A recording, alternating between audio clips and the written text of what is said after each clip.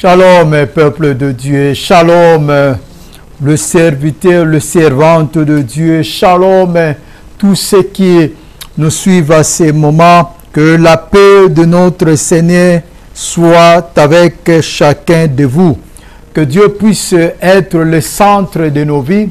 Que Dieu puisse nous accorder encore par sa grâce, par sa miséricorde, par sa bonté, la vie. Parce que nous avons besoin, tout le monde a besoin de la vie et la bonne santé. Que Dieu puisse encore par sa miséricorde et sa bonté restaurer encore la vie de tous ceux qui se trouvent dans de difficultés énormes, tous ceux qui sont malades à ce moment, que Dieu puisse vraiment par sa bonté, sa miséricorde, restaurer leur vie.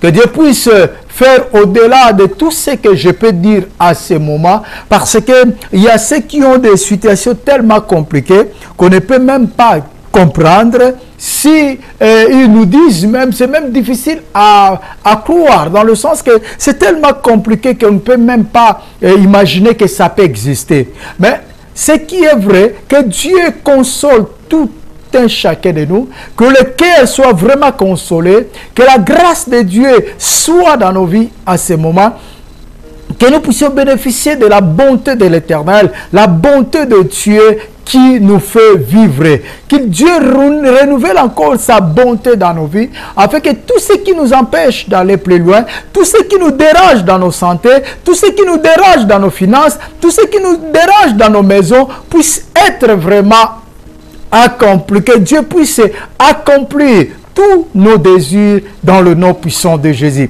afin que nous puissions le servir, l'être vraiment dans la paix devant lui chaque fois que nous pouvons être.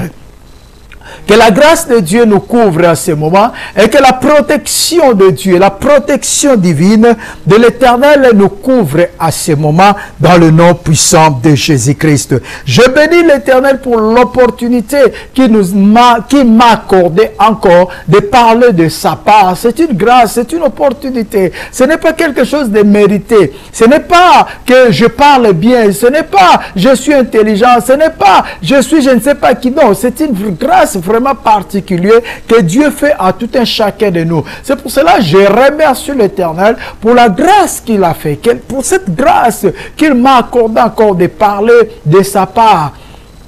Car je suis tellement reconnaissant, si je me tiens là devant vous, c'est la grâce de Dieu. Ce n'est pas mes efforts, ce n'est pas mes capacités, mais c'est une grâce que Dieu a fait vis-à-vis de moi, afin que je puisse tenir devant vous et parler de sa part. Car la Bible dit, c'est poussé par le Saint-Esprit que les hommes ont parlé de la part du Seigneur, de la part de Dieu. C'est poussé par le Saint-Esprit. Donc c'est par Dieu que nous parlons de sa part. Sans lui, l'homme sera humain. Et nous savons tous que l'humain ne peut rien transmettre de meilleur. Oui, il peut transmettre quelque chose de bon et non de meilleur. Le meilleur, c'est Dieu. C'est pour cela que je remercie l'Éternel pour cette grâce qu'il m'a accordée afin de parler de sa part. Et je bénis les canaux par lesquels nous passons le message, le site que nous passons le message, qui est www.one-tv.org. Donc, c'est par ces chaînes ou par ces canaux que nous transmettons tous nos messages. Je bénis cela. N'hésitez pas de visiter ces chaînes 100% chrétiennes. Il y a des prédications, des exhortations, des louanges, des adorations. Il y a vraiment des temps vraiment fortifiants et très riches qu'on peut bénéficier à travers ces canaux de télévision. Que Dieu bénisse cela et n'hésitez pas, s'il faut soutenir cela, il y a tous les coordonnées quand vous entrez www.one-tv, one c'est-à-dire one-tv.org. Donc vous allez trouver tout, il y a les coordonnées, il y a tout ce que vous pouvez pour soutenir ces chaînes et Dieu sera reconnaissant quand nous faisons de bonnes choses, surtout pour sa gloire. Nous parlons toujours de la vie nouvelle. je n'arrêterai jamais d'expliquer cette vie nouvelle. Parce que j'aime que les choses soient vraiment claires, que nous ne soyons pas basculés. Parce que quand nous parlons, quand nous entrons dans les profondeurs, on parle de beaucoup de choses. Et tu peux tomber peut-être un épisode comme ça, qu'on a parlé de sous-thèmes, et que tu ne connais pas vraiment la base de toutes choses. Tu peux t'embrayer à penser peut-être que le pasteur a parlé sur ça, ou le pasteur a permis, ou le pasteur a dit c'est ça, c'est là, ce que je n'aime pas vraiment. C'est pour cela, même la Bible nous le dit, il faut vraiment lire le passage pour bien comprendre. Il ne faut pas rester seulement, exemple, dans un verset, et tu commences à expliquer tant de choses. Mais il faut comprendre le texte, comprendre on parle de quoi, on parle de qui, ainsi de suite. C'est là que nous puissions transmettre bien. Donc, si nous parlons de la vie nouvelle, c'est-à-dire, nous avons tiré cela dans le livre de 2 Corinthiens 5. 2 Corinthiens 5, verset 17, nous allons le lire. Là où la Bible dit, « Si quelqu'un est en Christ, il est une nouvelle créature. Les choses anciennes sont passées. Voici toutes choses sont devenues nouvelles. » Donc nous avons pris ce thème dans ce passage. Et j'insiste toujours à faire comprendre ceux qui me suivent. La Bible dit, Paul dit, si quelqu'un est en Christ. Le point que je martèle vraiment, c'est si quelqu'un est en Christ. Bien aimé. Ce n'est pas que si quelqu'un va à l'église, je répète toujours ça. Ce n'est pas qu'ici, si quelqu'un prie, ou si quelqu'un gêne, ou si quelqu'un fait ceci, adore. Non, si quelqu'un est en Christ. Cela veut dire si quelqu'un marche selon Christ, si quelqu'un marche dans le pas de Christ, si quelqu'un vit dans la parole, c'est ça. La clé, c'est ça.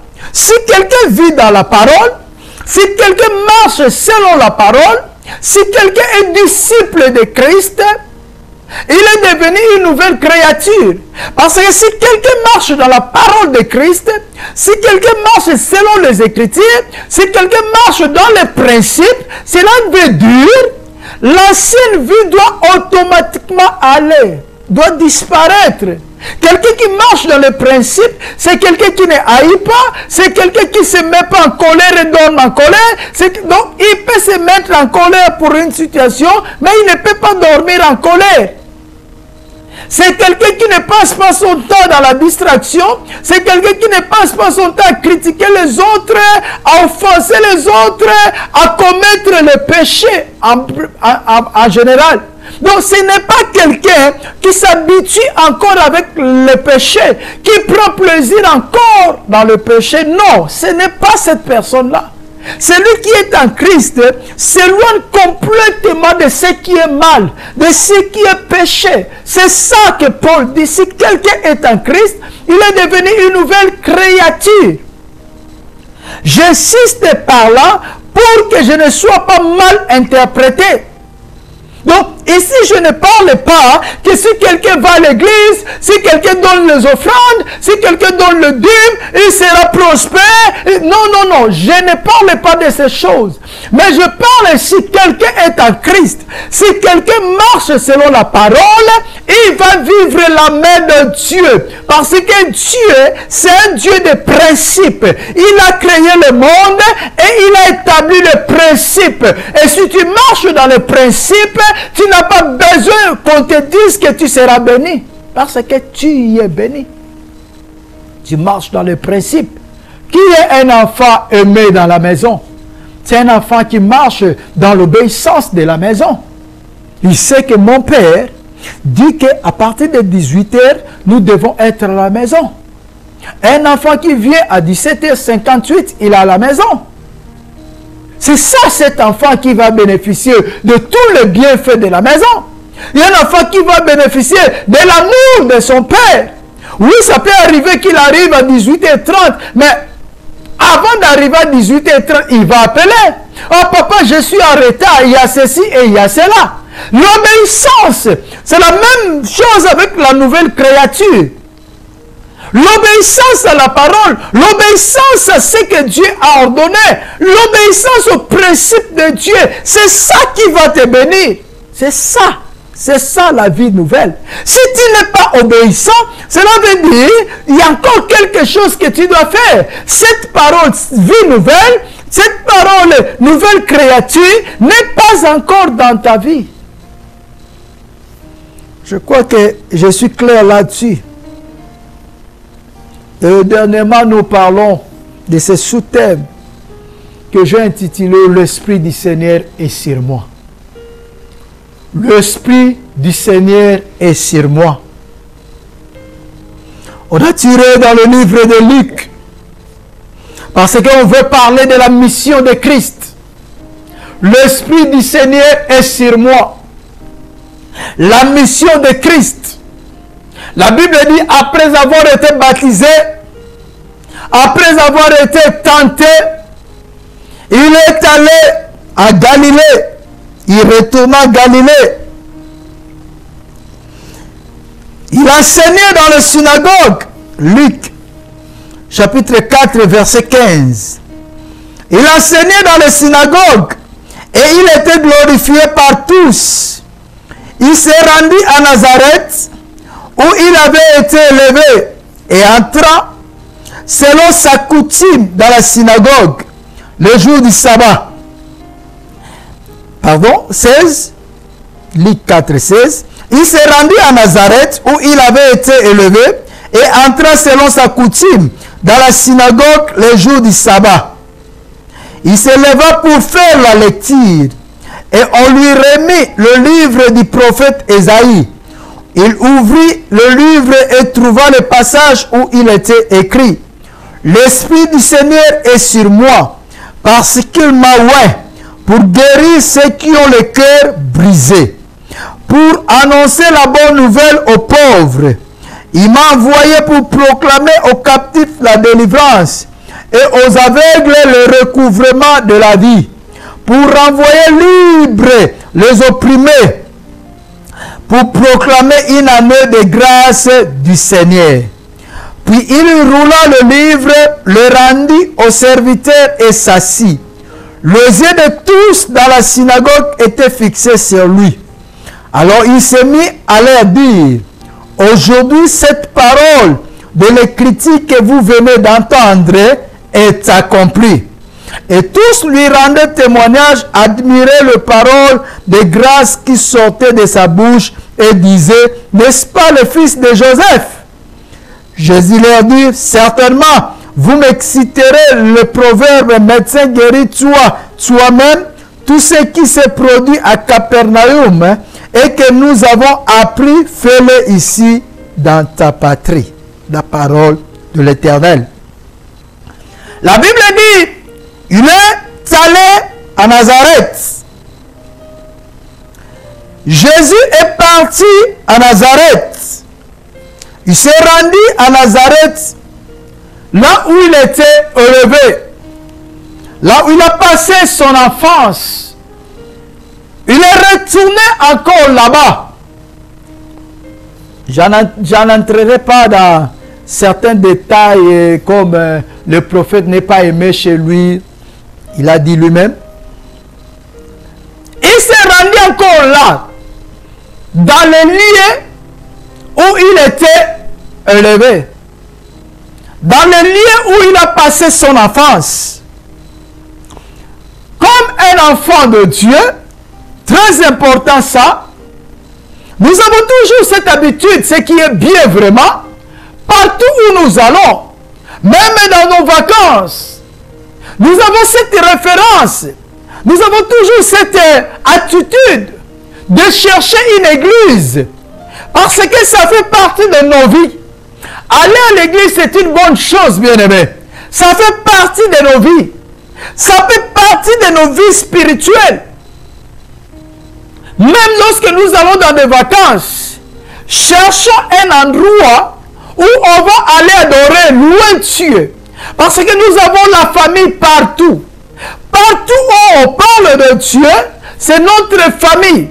Bien qu'il y a ceux qui aujourd'hui parlent de Dieu, mais de leur façon.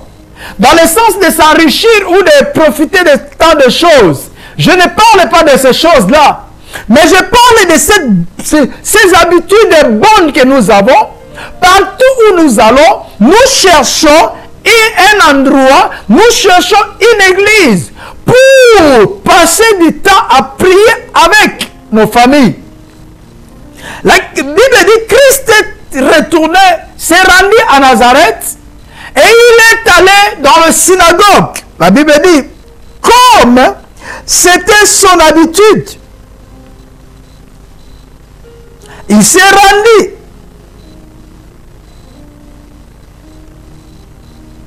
à Nazareth, où il avait été élevé et entra selon sa coutume. Donc c'est vraiment quelque chose de bon, j'insiste encore. De ne pas penser à, sachant que surtout, le mot de dire, le dimanche nous avons des cultes. De ne pas passer un dimanche à la maison, même dans les vacances. Cherche un endroit, parce que ça fait partie de notre coutume. Ça fait partie de nos habitudes. Ça fait partie de nos vies. Aller louer et adorer Dieu avec les autres. Aller louer et adorer Dieu avec nos familles. C'est vraiment quelque chose de bon. Et Dieu fait beaucoup de choses quand nous avons ce genre de comportement. C'est vraiment bien, c'est encourageant. Lorsqu'il s'est rendu, on lui a remis le livre du prophète Ésaïe. Il ouvrit le livre et trouva le passage où il est écrit « L'Esprit du Seigneur est sur moi ». Je vais commencer au 18. Mais avant de commencer au 18, ce qui était étonnant, c'était le verset 21. La Bible dit « Alors il s'est mis à leur dire « Aujourd'hui, le 20 d'abord, puis il roula le livre, le rendit au serviteur et s'assit. Les yeux de tous dans la synagogue étaient fixés sur lui. » 21. Alors il s'est mis à leur dire, aujourd'hui, cette parole de l'écriture que vous venez d'entendre est accomplie. Il n'a pas fabriqué quelque chose de lui-même. Il n'a pas créé cette parole. Mais cette parole, c'était déjà la prophétie. C'était le livre d'Ésaïe 61. Là où Dieu a promis cette parole, Dieu a parlé par rapport à ce qui devait arriver par la bouche d'Ésaïe le prophète. Et les jours-là, tout le monde attendait l'accomplissement de cette parole. Tout le monde attendait le libérateur. Tout le monde attendait celui qui devait venir. C'était le langage quotidien du peuple israélite. Ils étaient là à attendre celui qui va venir. Ils avaient la connaissance de l'arrivée de Messie. Ils avaient la connaissance et ils attendaient ça avec patience. Tous attendaient leur libération. Tous attendaient la fin de leur esclavagisme. Et ils savaient bien qu'il y a un homme qui s'appellerait Messie qui va venir pour nous libérer. Ils étaient conscients de ces choses. Ce n'étaient pas les écritures fondées. Ce n'étaient pas les écritures, créées par lui-même. Christ a créé, non. C'était déjà dit. C'était la prophétie. Même Ésaïe attendait ce moment. C'est pour cela que Christ avait dit, heureux êtes-vous, et il glorifia Père pour dire, je te rends grâce, Père, de ce que tu as caché ces choses aux ceux qui sont intelligents et tu l'as fait voir à ceux qui sont moins intelligents. Tout le monde attendait cette promesse. Ils étaient là à attendre la promesse.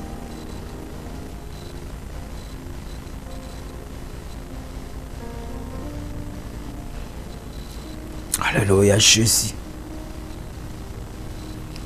Luc, ce que je venais de dire, c'est ce que je cherchais. Luc 10, 21.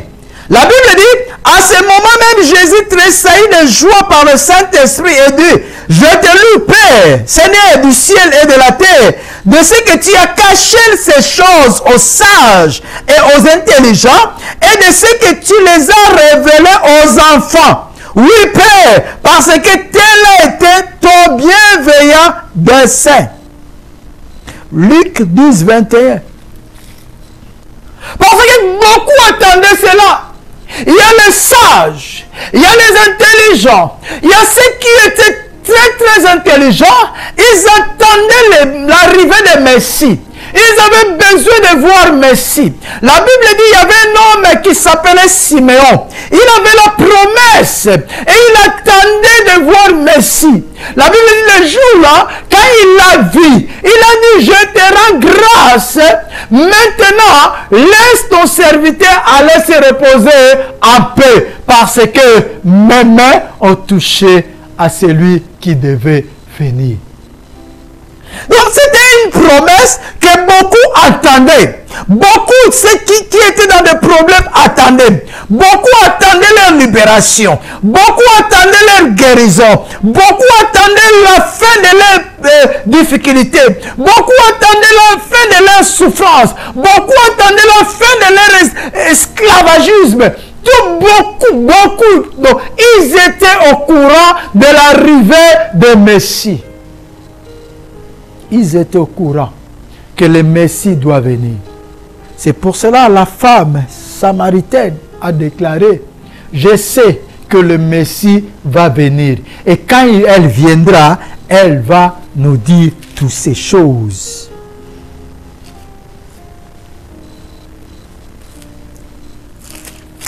Je vais...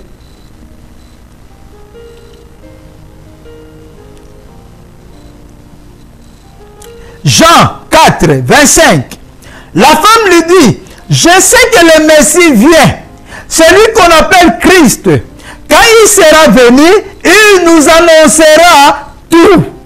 Même le terme de dire, les non-juifs, les Samaritains, ils savaient ces promesses. Donc, c'était une promesse qui était pour tout le monde.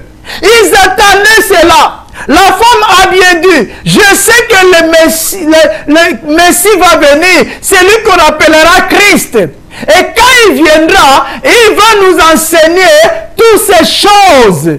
Je sais. Donc, c'était à l'attente de tout le monde que le Messie va venir. Ce n'était pas quelque chose de nouveau. Ce n'était pas quelque chose qui a été créé par Christ, non. Mais depuis le temps, depuis que le péché était entré, tout le monde attendait Christ. C'est pour cela que tous les prophètes ont parlé de Christ. Ils ont parlé de son arrivée. Ils ont parlé de sa vie. Ils ont parlé de ses souffrances. Ils ont parlé de comment il sera trahi. Ils ont parlé de comment... Même la monnaie, Jérémie a bien détaillé même les pièces de monnaie. Ils ont détaillé comment il allait souffrir. Ils ont détaillé comment il allait être ressuscité. Et ils ont détaillé comment il va revenir pour juger le monde. Donc, tout ce qui se passe, c'était déjà dit avant que Christ soit physiquement. Avant qu'il soit physiquement, tout a été déjà dit. Et le monde était dans le suspense. Le monde vivait à l'attente de ces moments. Le monde vivait à l'attente de ce temps-là. Le monde attendait ces moments-là. Que Christ va venir. Tout le monde, dans ses pensées, il y avait ça, que le Messie va venir pour nous libérer. Le Messie va venir pour nous accorder une vie nouvelle. Le Messie va venir. Ils attendaient que Christ. Je sais que le Messie va venir. Et cette nouvelle, malheureusement, cette attente, malheureusement, comme nous avons lu dans le livre de Luc 10, malheureusement, beaucoup n'avaient pas compris cela. Jusqu'à aujourd'hui, beaucoup ne comprennent pas toujours cela, malheureusement. Luc 10, 21, Jésus a dit, en ce moment même, Jésus tressaillit de joie par le Saint-Esprit et dit, je te loue, Père, Seigneur du ciel et de la terre, de ce que tu as caché ces choses aux sages et aux intelligents. Donc pour les sages et les intelligents, je ne parle pas que pour ceux qui ont étudié beaucoup. Non, non, non. Il y a beaucoup de personnes, jusqu'à aujourd'hui, ne savent pas encore que Christ était déjà venu. Que Christ a déjà sauvé le monde. Que Christ nous a déjà libérés du péché. Que Christ nous a déjà libérés de la malédiction. Christ nous a déjà libérés de tant de choses. Il y a beaucoup de personnes jusqu'à aujourd'hui ne savent pas. Donc pour eux, Christ doit venir. Ils ont toujours cette philosophie que Christ doit venir. Pas pour juger le monde, mais pour sauver le monde. Oh, Christ est déjà venu, il a déjà sauvé le monde et il viendra pour juger le monde. À l'attente de la promesse de Dieu. Bien-aimé, le timing est tellement précieux. Je ne vais pas déborder, je ne vais pas abuser de temps. Nous allons continuer à la prochaine opportunité que Dieu va nous accorder. Restez bénis dans la gloire de notre Seigneur Jésus-Christ.